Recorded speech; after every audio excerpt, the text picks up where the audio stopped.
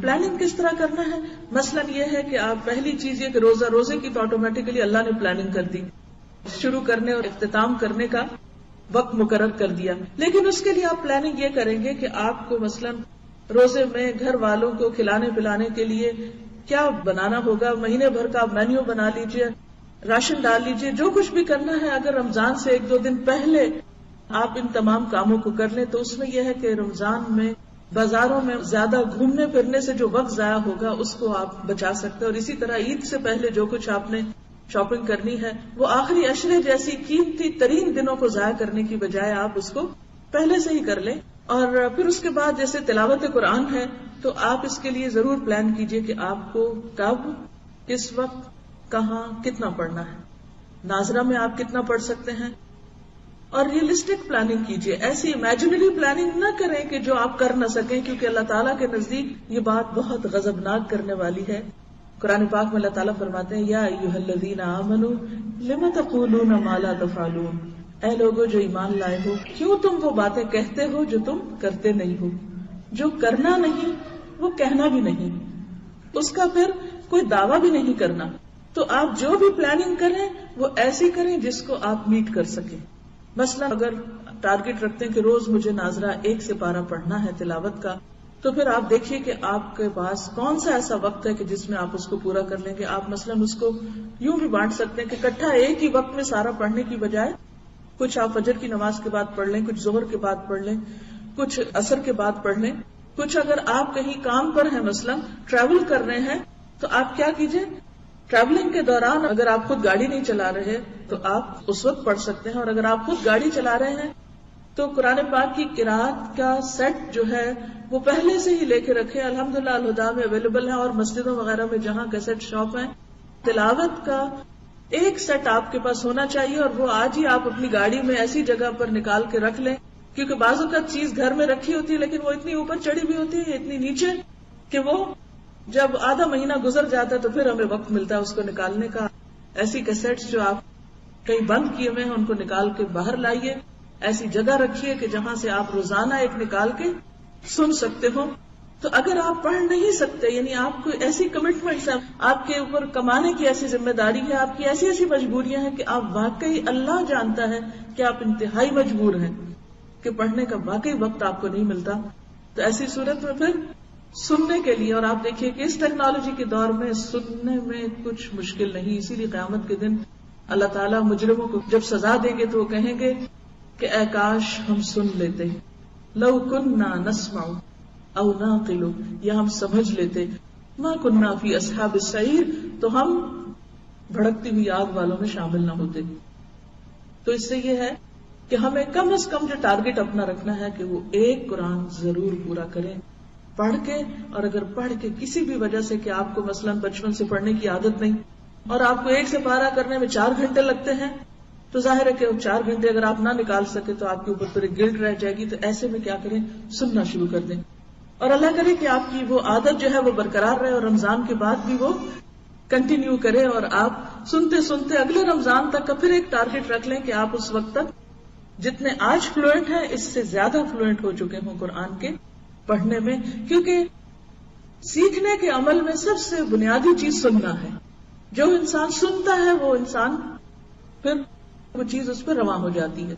تو انشاءاللہ تعالی تلاوت کا کم از کم 1 سپارہ، بہتر تو یہ ہے کہ 1 سپارہ آپ ویسے ریڈ کریں، 1 سپارہ تراویحوں میں سنیں، 1 سپارہ ترجمے کے ساتھ کہیں سنیں. اگر کہیں دورہ قرآن آپ کے آس پاس ہو رہا ہے تو، اور اگر نہیں ہو رہا تو فہم القرآن کی کیسٹس ہیں ترجمے کی، ان کو آپ سن لیں. اور کوئی نہیں تو کچھ سحری بناتے ہوئے، کچھ افطاری بناتے ہوئے، کوئی ڈرائیونگ کرتے ہوئے، کوئی اور کام کرتے ہوئے، جو بھی آپ کام کر رہے ہیں اس دوران اگر ٹارگٹ رکھ لیں کہ 1 سپارہ مجھے پورا کرنا ہے تو اچھا ہے.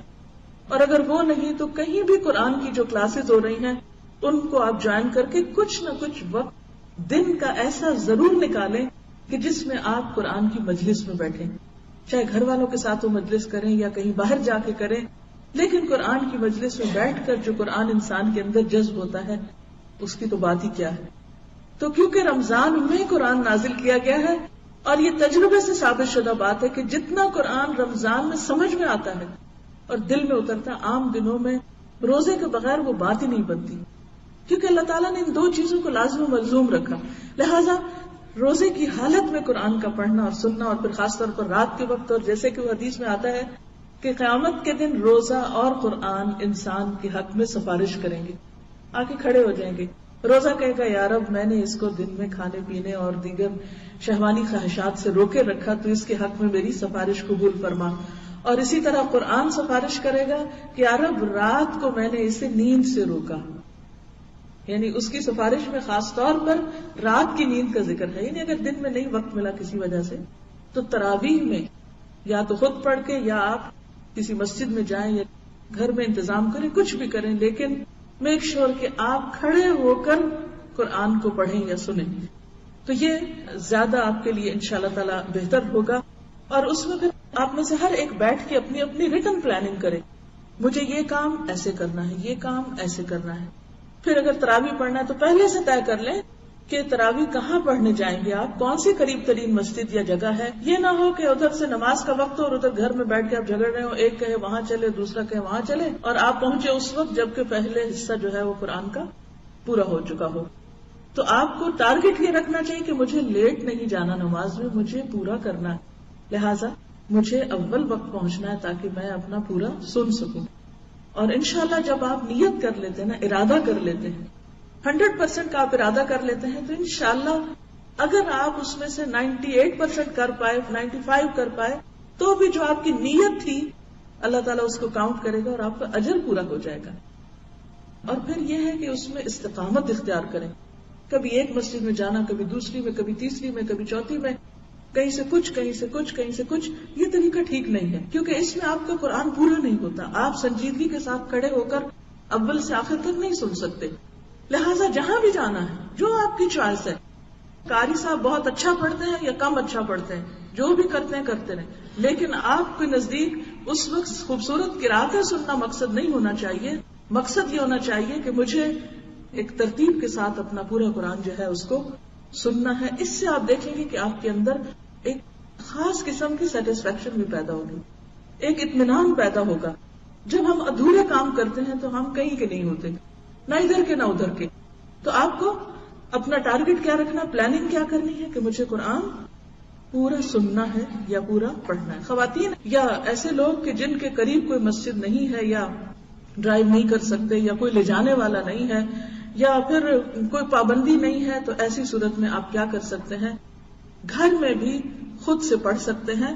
اور اس کے لیے ہمیں دلیل ملتی ہے حضرت عائشہ رضی اللہ تعالی عنہا کے غلام حضرت زکوان کی، کہ جو مصحف سے دیکھ کر نفل نماز پڑھتی تھی. اور ابھی آپ خانہ کعبہ میں تراویح کے موقع پہ چلے جائیں، حتیٰ کہ امام پڑھ بھی رہے ہوتے تو پیچھے لوگوں نے اپنا بھی کھولا ہوتا ہے، کیونکہ سن کے دیکھ کے پڑھنے سے زیادہ سمجھ میں آتا ہے.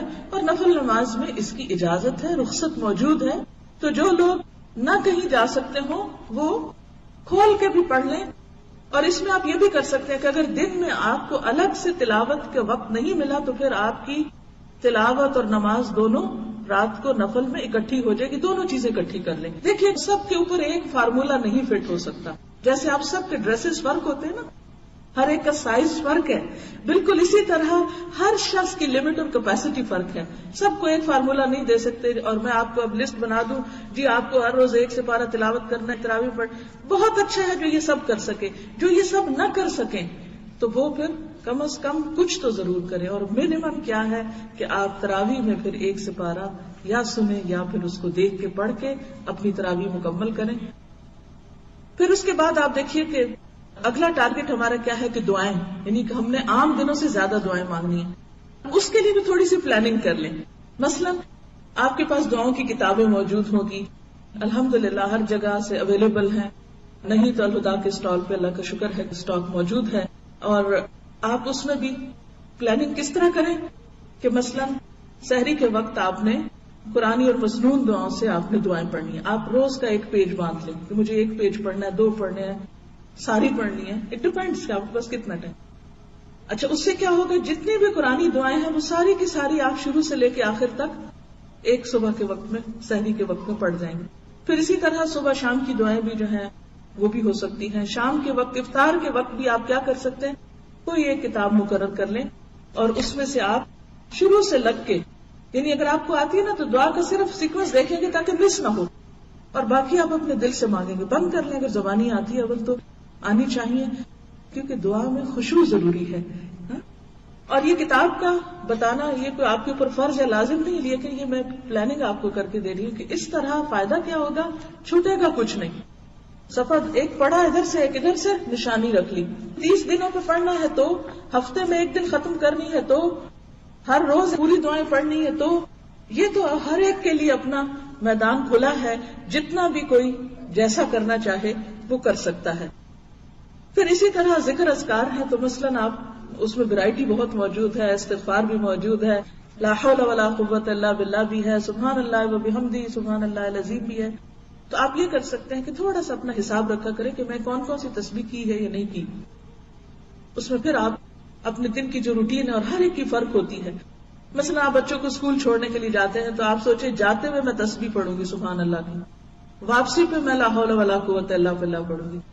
اب چھٹی کے وقت بچوں کو لینے جا رہے ہیں تو آپ استغفار جاتے ہوئے پڑھ لیں, واپسی پہ آپ چوتھا کلمہ جو ہے اس کو پڑھ لیں. یعنی اس سے کیا فائدہ ہوگا کہ ساری چیزوں کا جو فیض اور برکت ہے انشاءاللہ تعالیٰ وہ آپ کو نصیب ہوگی. پھر اسی طرح آپ دیکھیے کہ صدقہ خیرات جو ہے اس کی بھی پلاننگ کریں. اگر آپ کو زکوٰۃ دینی ہے تو ابھی سے آپ اپنی جیولری, اپنی ہر چیز کی پوری کیلکولیشن کر لیں کہ آپ کے پاس زکوٰۃ کے قابل کیا کیا چیزیں, کل آپ کے پاس پیسے کتنے ہیں, کرنسی میں کیا ہے آپ کے پاس. پھر اس کے بعد یہ کہ گولڈ کتنا ہے آپ کے پاس, باقی آپ کے پاس کوئی ایسی چیز ہے جو آمدنی کا ذریعہ ہے یا جس پر زکوٰۃ لاگو ہوتی ہے, یہاں ہے یا کسی اور ملک میں ہے یا کسی بینک میں ہے یا گھر میں رکھی ہوئی ہے, وٹ ایور, سب کو اپنا پتا ہوتا ہے. اور اس بہانے وہ ساری جو چیزیں وہ بھی سامنے آ جاتی ہیں. اگر اس میں سے کچھ وصیت کرنا ہے آپ کو تو بھی آپ کے سامنے ایک پوری لسٹ آ جائے گی کہ میں اس چیز کی مالک ہوں, اور اس میں سے میں اگر معلوم نہیں آئندہ زندگی کیا ہو, اتنا میں اللہ کے راستے میں دینا چاہتی ہوں یا اتنا فلاں بچے کو یا کسی کو پڑھنے کو یا وٹ ایور, تو اس کی بھی آپ ایک طرح سے لسٹ بنا لیں.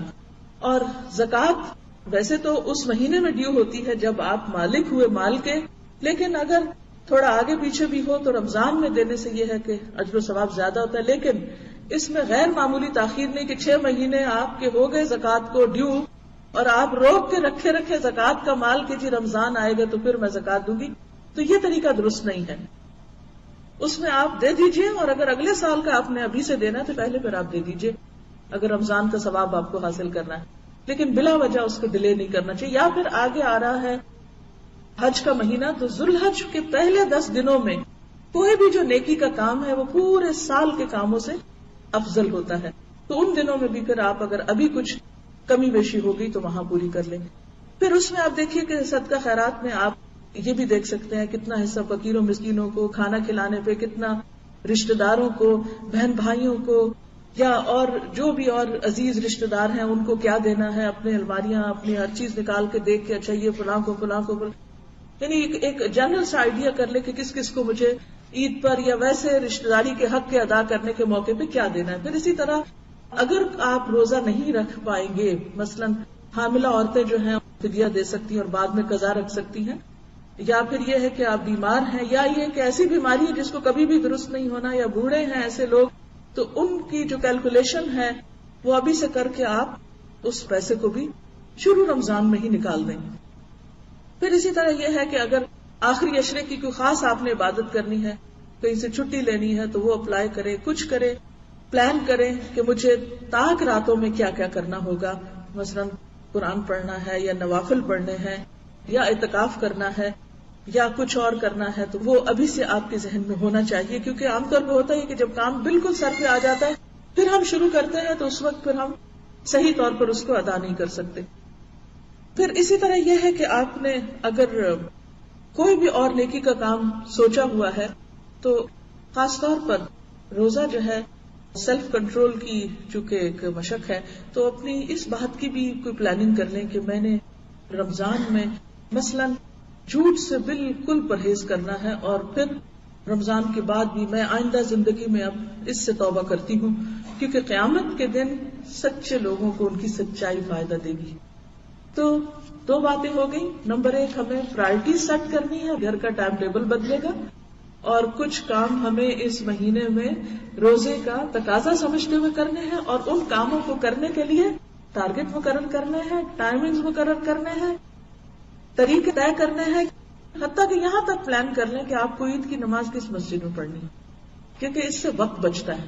جو لوگ صحیح پلاننگ نہیں کرتے اور پھر اس پلاننگ کے ساتھ لگ نہیں جاتے، وہ زندگی میں کچھ کر نہیں پاتے، کیونکہ وہ لاسٹ مومنٹ پر بھی شیکی ہوتے ہیں. اچھا وہاں جانا ہے یا یہاں، آدھے رستے پہ جا کے نہیں وہاں زیادہ بہتر ہے، اور اچھا وہ تو ابھی مجھے پتا چلا کہ اس کا تو ٹائم ہی گزر گیا، ابھی پھر واپس پلٹو، گاڑی ادھر موڑو اور وہاں چلتے ہیں.